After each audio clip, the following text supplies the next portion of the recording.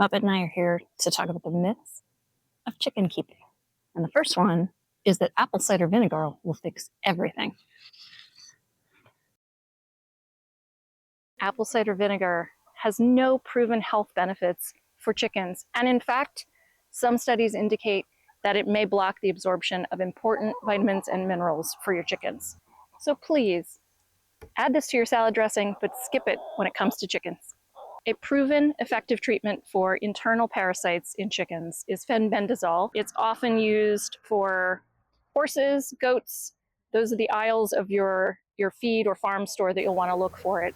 Put a pea-sized portion on your fingertip, pop it in the chicken's mouth, and repeat in 2 weeks.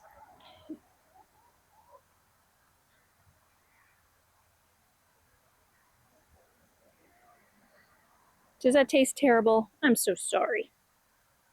You're all set.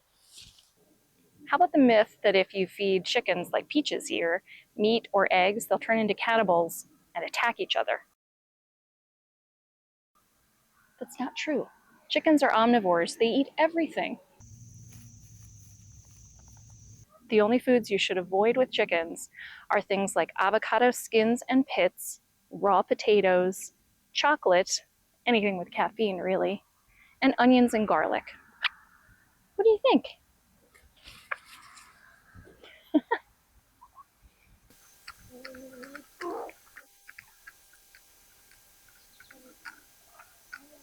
Does feeding corn to chickens raise their body temperature? That's also a myth.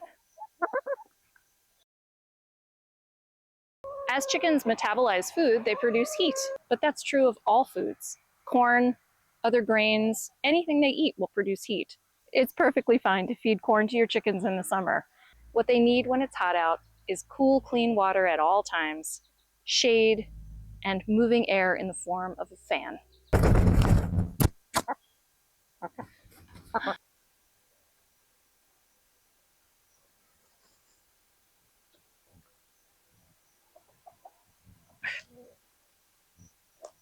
It's really dusty. So chickens dust bathe to control parasites like lice or mites. The problem is it doesn't always do the job, and humans have to intervene. Oh, it's been very dry here. And that brings us to our next myth, which is that diatomaceous earth is a wonderful additive to dust bathing substrate. Diatomaceous earth is microscopic fossilized algae with razor sharp edges.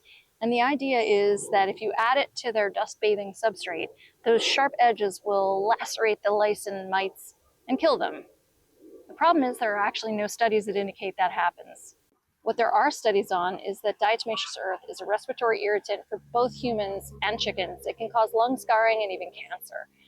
Please avoid diatomaceous earth at all costs. I recommend Elector PSB, which is a topical application. You can put it on both the chickens and the cracks and crevices of the coop. Or you can use a very inexpensive poultry dust. This one has permethrin in it. And you apply it externally to the chickens, dust it on the areas where you see the lice or mites. Usually the vent area, around the neck, under the wings. Those are areas where lice like to hide. I do recommend waiting 2 weeks and reapplying so that any eggs that are on the birds will be killed once they hatch as well. Should you free range your flock? Okay, maybe this isn't a myth, but I think we all at one point were attracted to the idea that you could just open the coop doors and let your chickens run around and scratch for bugs and dig up worms in the grass. It's definitely a lovely scene, and a lot of folks do it, and I respect their decision. But please know that if you do so, you will experience losses from predators. Where we live in the eastern part of the United States, we have coyotes, foxes, mink, raccoons, skunks, eagles, hawks, even the neighbor's dog. Our chickens are not native wildlife, so it's up to us to keep them safe. The way I do that is with a very sturdy and safe coop and a large attached run. Gives them a lot of space to run around, and when I'm here to watch them, I let them out to free range. But I always have my poultry fence as well. It's a really nice option because when it's plugged in, this is electrified, and it will give wildlife a harmless but very effective jolt of electricity that keeps them from entering this yard while the chickens are out. The other nice thing about this is you can move it around. It's mobile, so when we're mowing the lawn, we can lift it up and rotate it. It also gives the chickens a chance to have a new grassy area to explore. Muppet wanted to talk about the fact that chickens do not necessarily lay an egg every day. It's true.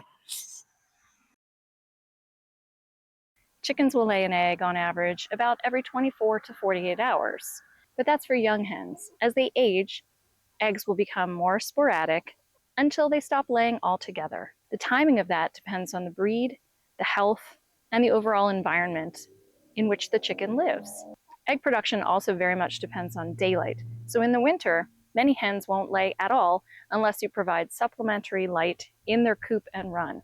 However, doing so may increase the risk of reproductive cancer in hens. While we're on the subject of eggs, let's talk about calcium. Your chickens need a high-quality layer feed that includes calcium. However, you also need to supplement with oyster shell. When it comes to calcium, size really does matter. The calcium in layer feed is from limestone.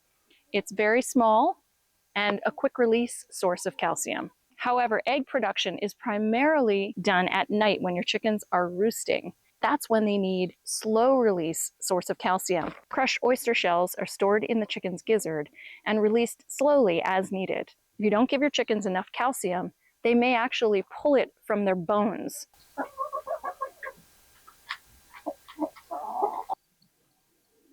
Look at these bad boys. Okay, this is a terrible myth that you should de-spur your rooster.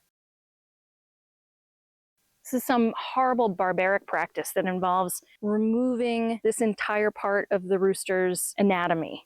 I've seen stuff on the internet where you get a potato and heat it up and stick it on the spur. However you think you might do this, it's absolutely awful and inhumane. There's actually a quick in here that is attached to the shank, so that's the rooster's leg, which has an active blood supply. It's excruciatingly painful to remove a rooster's spurs. It's much easier and far more humane to simply routinely trim your rooster spurs, maybe a couple times a year.